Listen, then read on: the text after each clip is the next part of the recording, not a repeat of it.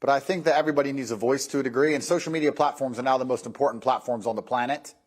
They control information and they influence real-world decisions, and they influence people's perception of reality. The last few years of COVID have been a perfect example of what happens when you censor one side of the argument and you only allow one point of view to be purported by the matrix in and of itself, and that's how you end up in tyrannical situations. I think you were just discussing that, Piers. Yeah, and I think that's a perfectly valid point.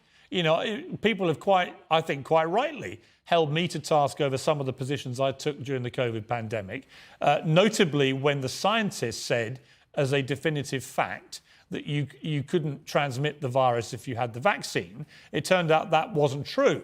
And I based my observations on that supposed fact and said, right, well, in that case, if you refuse to be vaccinated, you shouldn't get the same rights as people who've been vaccinated. If it's true that if you're unjabbed, you can pass it on. It turned out, actually, there's not much difference whether you've been vaccinated or not. And at that point, I changed my mind. But I felt that there were a lot of people who were being deplatformed from Twitter at the time for questioning the validity of scientific statements, and they would then be a complete U-turn. So I do think it was a very interesting period, actually, for testing what free speech means. It was actually worse than that. You're right, Piers, but it was actually worse than interesting, because what happens is when you censor an entire side of the argument and only allowed one side of the argument to have a voice, you are changing reality in real time. You are shaping the world.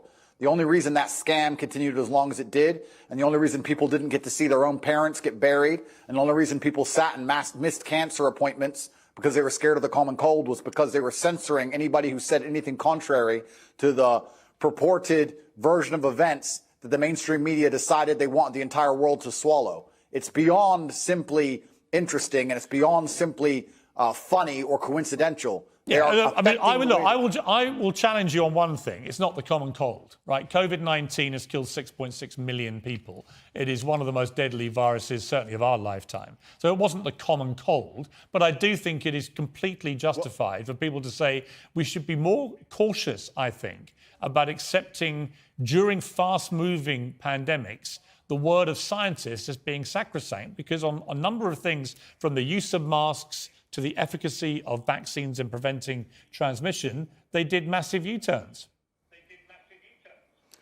I've read enough history books to know that the people who do the censoring are never the good guys. And they've been censoring a lot of arguments for a very long time in the name of good. They are weaponizing virtue, and it's always in the name of tyranny. Anybody who is out here trying to silence an entire side of an argument on any subject, whether it's COVID-19, immigration, anything else, they are the evil people who are out for absolute mind control of the populace. And they should be feared.